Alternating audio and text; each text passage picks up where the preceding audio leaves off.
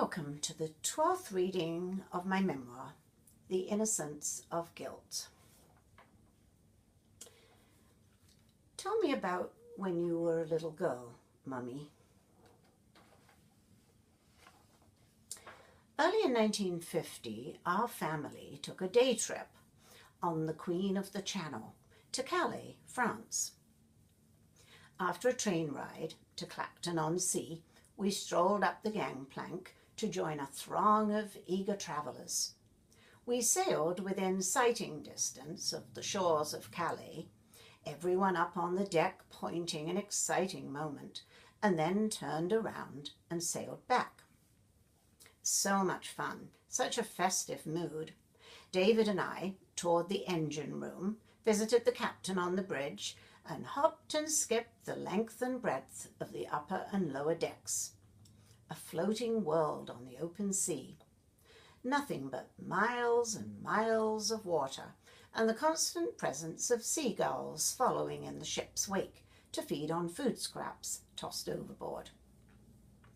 As close as possible to taking the slow boat to China, that song I love to listen to on the wireless.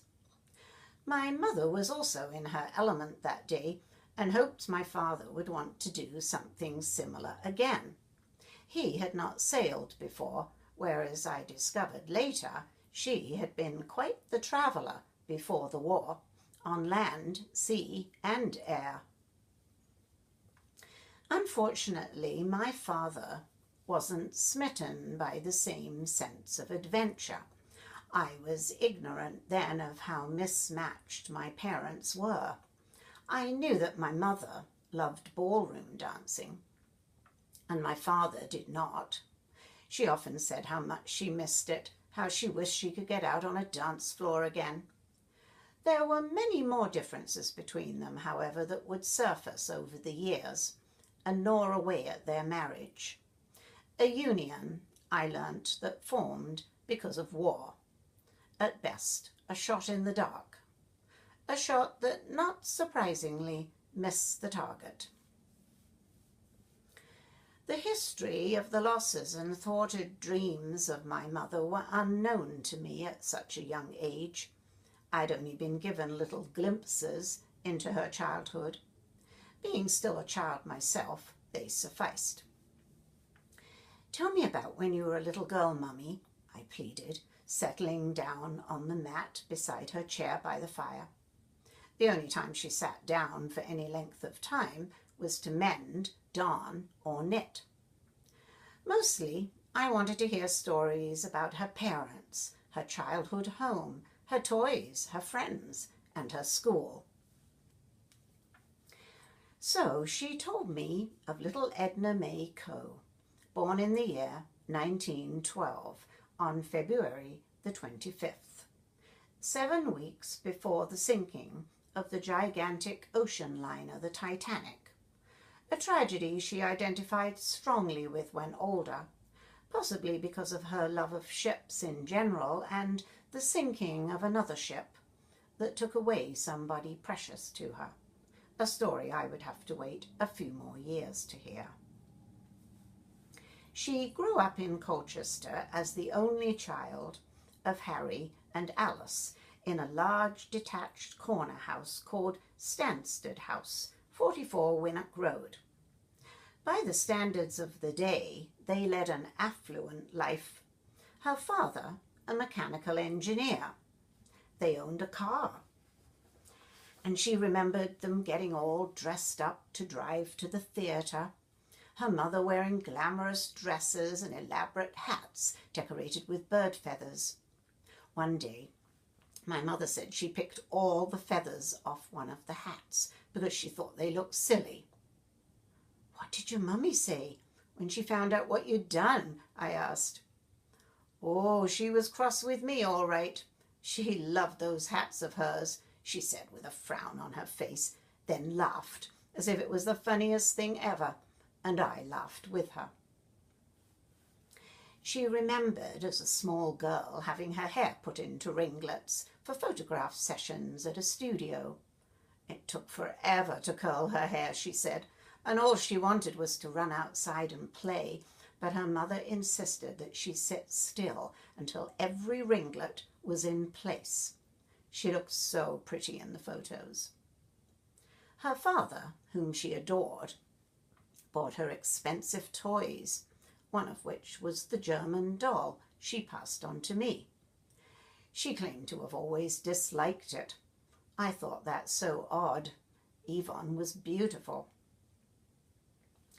Unlike most little girls of the day, her father allowed her to play with boys' toys. She owned an elaborate train set and a hoop she bowled around the streets with a stick. She much preferred playing with boys than girls because they were more fun. She said nothing to me about close girlfriends. One comical story I begged her to repeat time and time again. Her mother forbade her to bring chocolate bars into the house. Perhaps she had messed up her clothes or smeared chocolate on the furniture at some time, she said. Her mother fussed over the state of the house and wanted everything to be just so.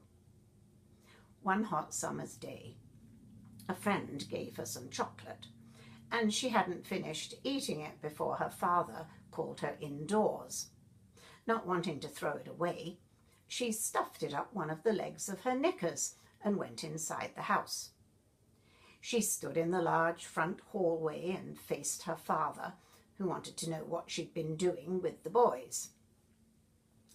Aware of the chocolate melting, she listened to her father's lecture, all the time feeling it slowly make its way down one inside leg. Not sure if she embellished the story for my benefit, but whenever she reached the part where her father's eyes widened in shock at what he thought he saw oozing down her leg, and how she stood still, feigning innocence, I collapsed in laughter every time. She attended private schools. The first one, run by two single ladies, married ladies weren't allowed to teach, at a location in Military Road. Later on, she attended Greyfriars, a girls' school located at the top of East Hill. Although naturally left-handed, the teachers forced her to write with her right hand. As a result, she always found writing laboriously slow. Although she described an idyllic childhood, the sudden death of her mother in 1924 tragically cut it short. Little Edna was 12 years old. Her mother was running her a bath one evening when she died. I ran that scenario through my mind.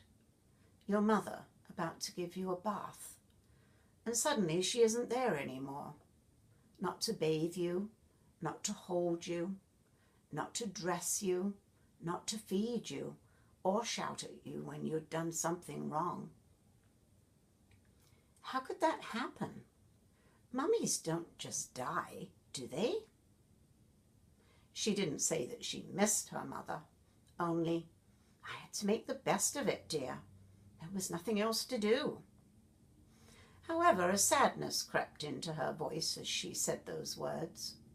From that moment on, I wanted to protect her from that sadness. Thank you for listening. Please feel free to subscribe, like, or comment on this reading. And hopefully you will tune in to the next one. Bye for now.